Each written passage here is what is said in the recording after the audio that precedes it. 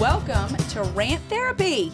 Because sometimes you just need to get it off your chest so you can move on with your life. It's a podcast short powered by the co-hosts of the Happy Eating Podcast. Carolyn, you have some real feelings. I would love for you to share with listeners what it is that you want to talk about right now.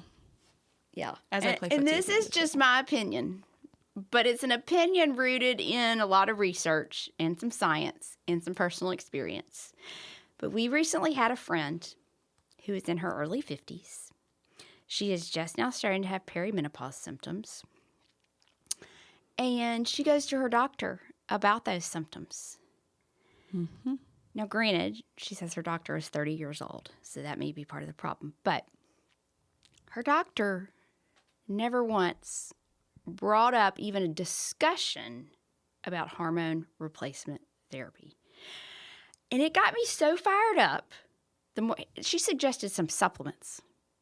And so, not even from a reputable brand. And this came to light. Well, first of all, we talk about all the things with this friend, but also she asked what we thought about this brand of supplement. Yeah. It's not even from who I would consider. I don't know much about the company, but it's not one of the leading reputable ones that I am aware of. Yeah. It seems like it's more geared towards commercial, more like fun packaging, pretty, aesthetic look, Right. kind of thing. But then I got in my car by myself and I started thinking about it, and I got so fired up because let me just tell people. And this is my opinion, but I think you should follow it. If you are a female in your mid to late 40s, early 50s, and you are experiencing any kind of perimenopausal symptom, Yeah. and I'll come back to the symptoms in a second, and your doctor does not even bring up the topic of hormone replacement therapy, you need a new doctor. You need a new doctor. Wholeheartedly agree. I am going as far as saying that is almost like, not malpractice, but they're not doing their job. They are doing a disservice to you. Yeah. Now, look, you and I are both all for advocating for ourselves and our health when we go to doctor's offices. And so some people might argue that, like, oh, well, your friend should have advocated more for herself and what she thinks she might need. But you rely on your doctor. My doctor brought it up. You rely on your doctor. That's what I was going to say. You rely on your doctor to be up to date, to be on top of current research and knowledge. And if your doctor does not bring it up, they are not. And you need a new doctor, because it is archaic in this day and age to not at least consider it as an option. The old thinking is totally out. It is actually shown to, most studies suggest there are benefits, and you need to start it by a certain age to really recoup all those benefits.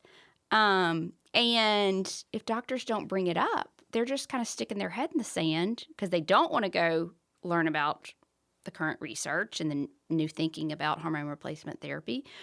Or maybe they just don't really feel like dealing with it, because you do need to have your hormone levels tested like every 3 to 6 months. And like my doctor fine-tunes I get pellets and I get a dosage every 3 months, and she looks at my hormone levels and fine-tunes my dosage every 3 months.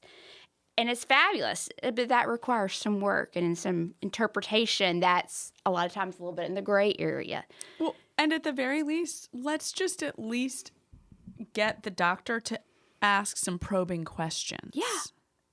Yeah. To generate some conversation, to say, like, because the more questions I think they ask, like, I actually had a similar experience earlier this week at the doctor. So I brought something up about some symptoms, and then she immediately dove in to ask more questions about other symptoms. How about this? How about that? How about, and then we talked through all of it, and then we talked through the various options, and she gave me a recommendation. Hormone replacement therapy was one of those. She said she didn't think you were quite ready for it. Is that correct? Yeah, exactly. But she gave me some options to try, and we talked about like why some of the stuff you're doing right now I might not be ready for. Yeah. But even if she hadn't given me a script for something, she at least asked questions so that I could then be a little bit more informed. And she knew where I was at, you know? Let me tell you what. Our friend's 30-year-old female doctor should be ashamed of herself.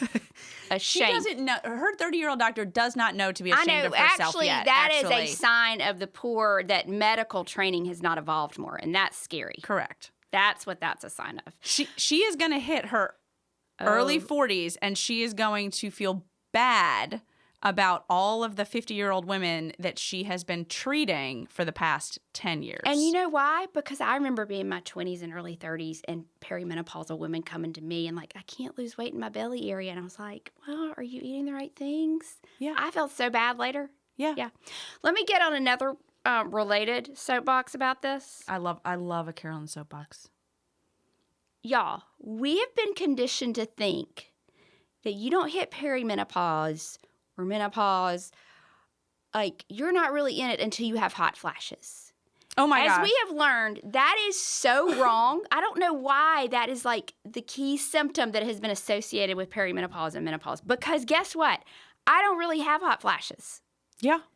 My main symptoms are, maybe as you can tell in this rant, I'm losing it. I feel like I'm losing it. I can't focus. I can't concentrate. That's some of my main symptoms. And then you have a little bit of the weight gain. You know, you do have other symptoms. But I feel like the association of hot flashes with perimenopause is doing a disservice to women right now because they don't feel like it's bad enough or they're in it or they should seek treatment because they're not having hot flashes. And that is wrong. Correct. That is not necessarily the first symptom. Yeah. Okay, so we've done an episode on perimenopause, and we should definitely like put that back out there for listeners. But what do you feel like your first symptom really was, looking back now? Because hindsight is 20/20. That's a good question. Honestly, I just didn't feel like myself.